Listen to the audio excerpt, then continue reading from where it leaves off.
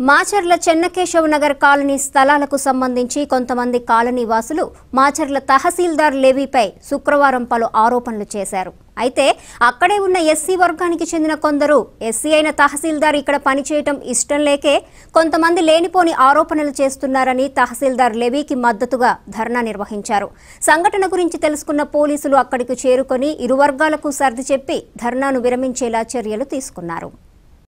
ధర్నాలో ఎస్సీ వర్గానికి చెందిన వారు మాట్లాడుతూ తహసీల్దార్ ఇక్కడ పనిచేయటం ఇష్టం లేక కొంతమంది బెదిరింపులకు పాల్పడుతున్నారని పేర్కొన్నారు.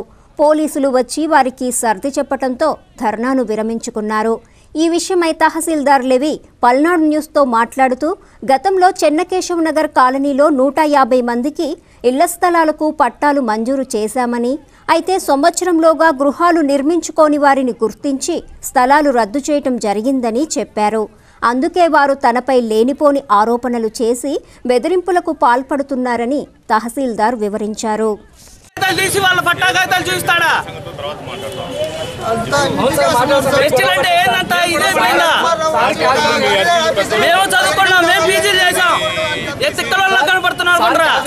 సైట్ జూనికా మేము సైట్ జూనికి వస్తే మేము ఆర్ఐ సార్ సార్ ఎవరు ఇష్యూ చేశారు సార్ అంటే మరి ఎరకల్లా కూడా వీని పేరు రాసుకో ఫస్ట్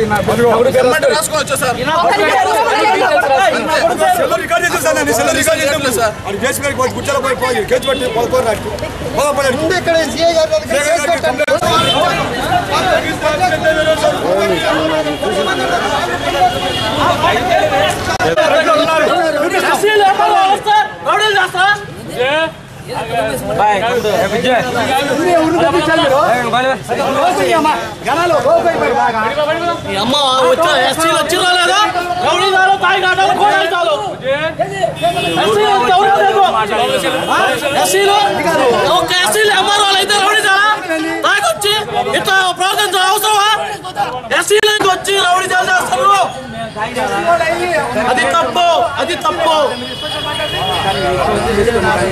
అది తప్పు ఎస్సీ కాలంలో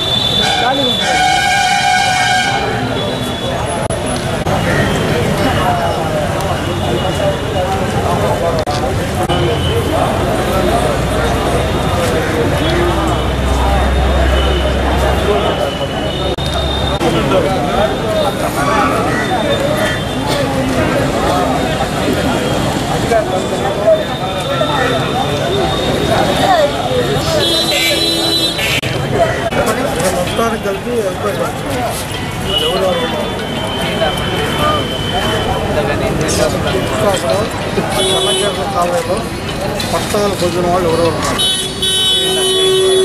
దానికి సరిపోతుంది కదా పట్టాలు ఒకళ్ళది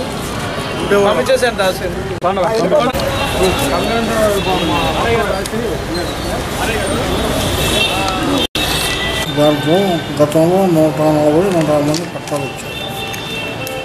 ఇప్పుడు పట్టాలు కావాలని కొంతమంది పెట్టారు కలెక్టర్ వాళ్ళకి. ఇల్లు ఉండి మాన్య భూమి అయి ఉండి పట్టాలు పొందాలి వాళ్ళని ఎంక్వైరీ శాసనం. దానిలో భాగంగా ఎవరైతే గతంలో పట్టాలు ఇచ్చారో ఎవరెవరు ఉన్నారో అనేది ప్రాథమికంగా ఒక ఏరియా చేసాం. ఆ ఏరియాలో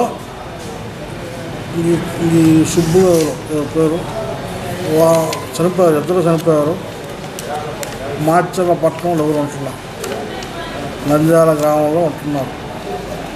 దాని సందర్భంగా ఆ పట్టాలు ఇదే కాదు, ఎవరైతే చెన్నకేశవ కాలంలో ఉండి పట్టాలు గతంలో తీసుకొని ఇప్పుడు ఉన్న వారి ఎవరైతే ఉన్నారో వాళ్ళందరి విచారించి రద్దు చేస్తాం. వాళ్ళు ఏదో గోల్ చేశారని మానుకోవటం ఏమి కాదు.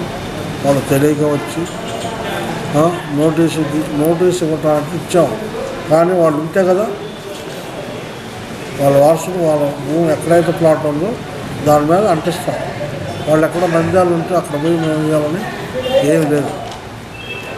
వాళ్ళు